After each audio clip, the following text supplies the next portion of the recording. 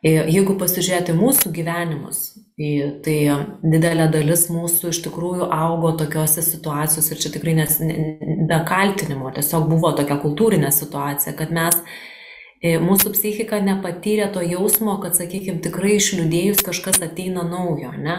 Tikrai leidus savo supykti, kažkas susikūrė naujo, kas apdovanoja tą, ne? Ir duoda tokį patyrimą psichikoje, kad jausmai ir leisti savo jausti yra gerai.